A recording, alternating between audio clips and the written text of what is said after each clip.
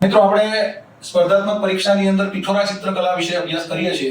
તો પિઠોરા ચિત્રકલા જે ગુજરાતની અંદર છોટાઉદેપુર જિલ્લાની રાઠવા જાતિની ફેમસ છે એના લખારા એટલે કે પદ્મશ્રી જેમને એવોર્ડ મળ્યો છે આ પિઠોરા ચિત્રકલા માટે પરેશભાઈ આપણી સાથે છે. તો પરેશભાઈ થોડી આપણે પિઠોરા ચિત્રકલાની વાત કહેશે મૌખિક. પિઠોરા ચિત્રકલા શું છે, એનું શું મહત્વ છે અને કઈ રીતે એનો ઉદ્ભવ થયો? નમસ્કાર દોસ્તો.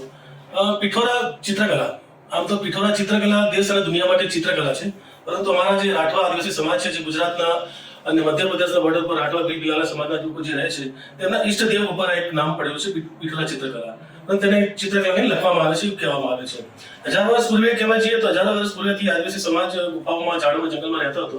ત્યારે એકબીજાની સંવાદ કરવા માટે, એકબીજાના સંદેશા માટે એ લખાણ લખતો હતો. એ ચિત્રના માધ્યમથી લખાણ થતા હતા. અને એ પરંપરાથી અને એ શૈલીથી આજે પણ અમારા ઘરોની મુખ્ય દિવાલ ઉપર અમારા ઘરોની સુખ શાંતિ માટે, પ્રકૃતિ મુશ્કેલી ના રહે, ઘરમાં ઢોર ઢાકર બીમાર રહે એના માટે ના રહે, એના માટે અને સુખાકારી માટે અમે બાધા લેતા હોય છે. અને એ શૈલીથી જે પહેલા જે હતી શૈલી પરંપરાથી આજે પણ અમારા ઘરોની મુખ્ય દિવાલ ઉપર બાબા પિઠોરા એટલે અમારા રાઠવા આદિવાસી સમાજના એ મુખ્ય દેવતા છે, ઈષ્ટદેવ છે.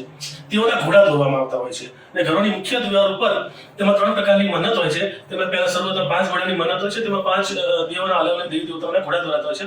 તેમાં હોકા ગણેશ છે, બાબા પિઠોરો છે, પિઠોરાણી છે, રાણી કાજલ છે અને કામદેવ છે.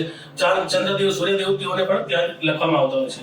ત્યારબાદ 5-6 વર્ષ પછી ફરીથી તેમની બીજી બાધા કરવામાં આવે ત્યારે 9 ઘોડાની બાધા હોય છે. તેમાં પણ આ 5 મુખ્ય દેવોની સાથે સાથે અલગ દેવતાઓના ઘોડા દોરવામાં આવે છે. અને સાથે અડધી પ્રકૃતિ, અડધી સૃષ્ટિના ચિત્રો, જળ, જંગલ, જમીનના ચિત્રો પણ ત્યાં લખવામાં આવતા હોય છે. ત્યારબાદ બીજા 5-7 વર્ષ પછી ઘરમાં સુખ શાંતિ રહે ને સંપૂર્ણ સુખાકારી થાય ત્યાર પછી 18 ઘોડા ત્યાં જે છેલ્લું પાણું જે બાધા લખવામાં આવતી હોય છે.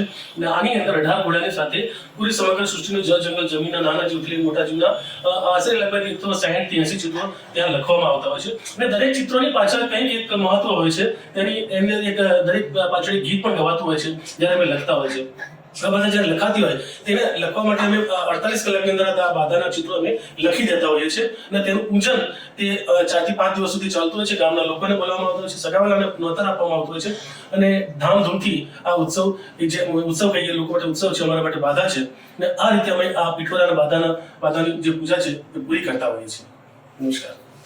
મિત્રો, પિઠોરા ચિત્રકલા વિશે તમને સંપૂર્ણ માહિતી પરેશભાઈ આપી છે. પરેશભાઈનો આભાર જ્ઞાન લાઈવ પરિવાર વતી. અને તમને અભિનંદન. તમને પદ્મશ્રી સરકાર આપ્યો છે. તમે સરસ કામગીરી કરી છે પિઠોરા ચિત્રકલાના ક્ષેત્રમાં.